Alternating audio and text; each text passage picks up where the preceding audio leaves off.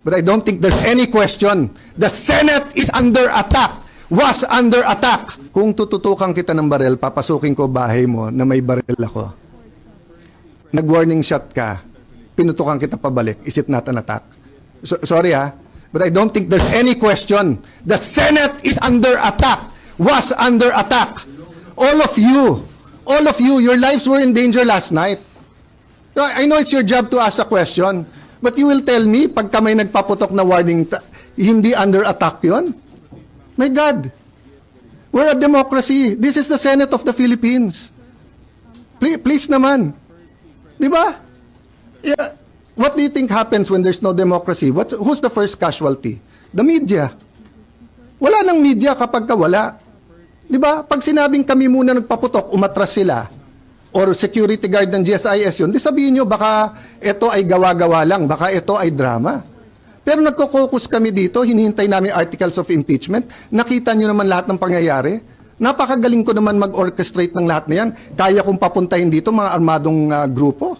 You know my history. I've been in government since 1992. Do you have any history of doing that? O sa Taguig, have we done anything like that ever? No? So, excuse me, I mean, I'm not taking offense at the question, but, you know, if you have any doubt, you're doubting our democracy, you're not doubting my statements. The director seems to be lying to someone. Is he lying to the palace? Is he lying to me? Is he lying to us? Is he lying to ano?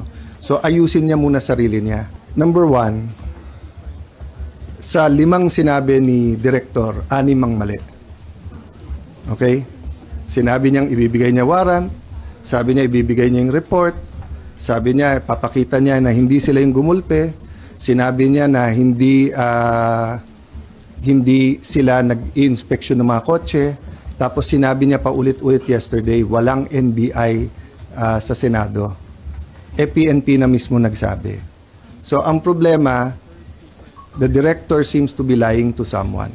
Is he lying to the palace? Is he lying to me? Is he lying to us? Is he lying to ano? So ayusin niya muna sarili niya. Di ba? They're under investigation also eh. Ilabas niya muna lahat ng facts bago kami mag-usap.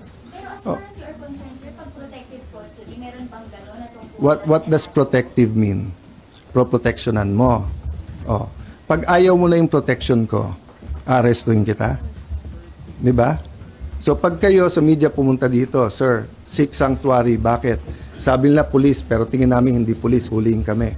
Oh. Umuwi sila, wala na. Sir, thank you sa protection nyo, uwi na ako.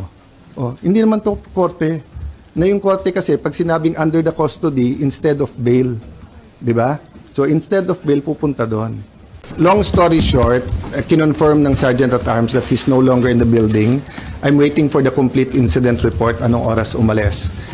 In the meantime, nakausap ko at nag-text sa akin yung kanyang wife.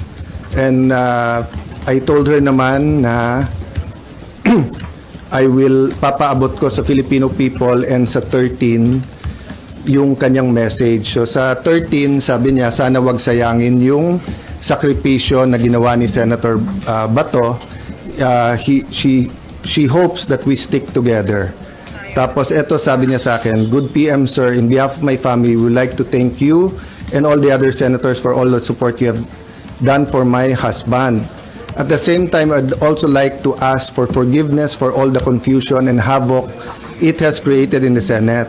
It is for this reason, I am sure that Ronald made his, in quotation mark, escape. He told me habang tumatagal kasi siya dyan sa loob ay mas nadadamay pa kayo.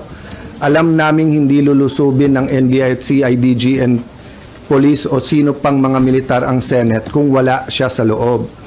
Kaya kahit na gaano siya ka-safe dyan, mas nangibabaw pa rin para sa kanya ang safety ng lahat.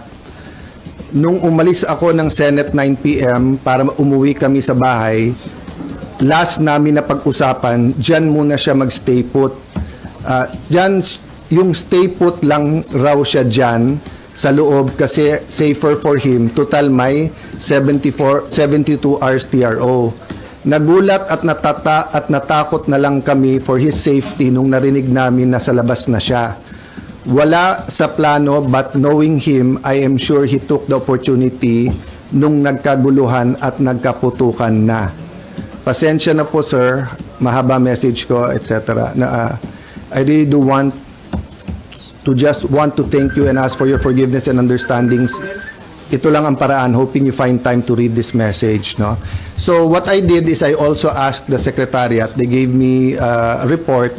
Up to this point in time, the promise of the NBI director na he will give me at least two things.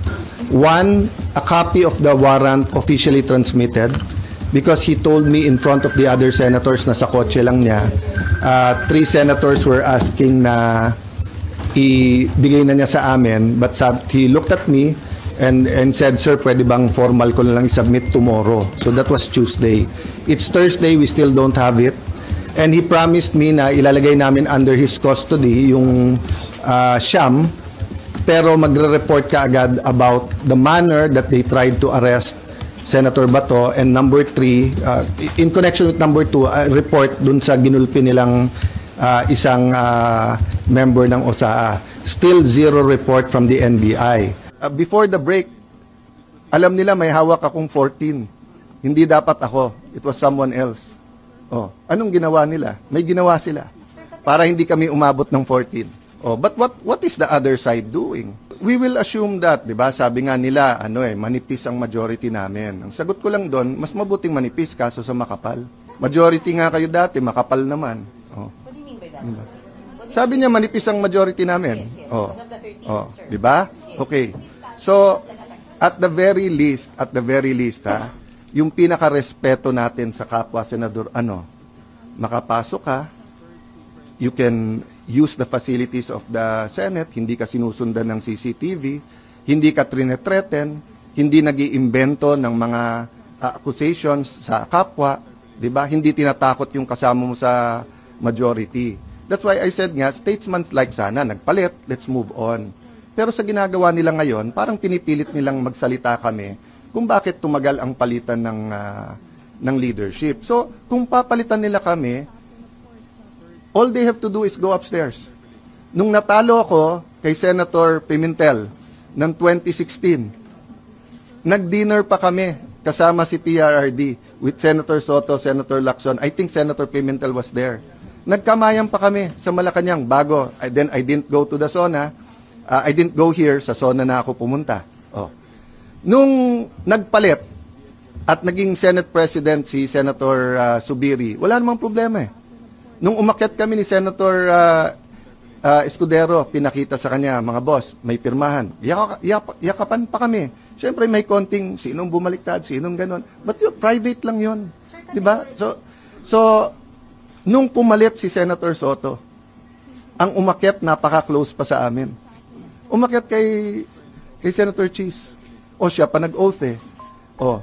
So, before the break, alam nila may hawak akong 14.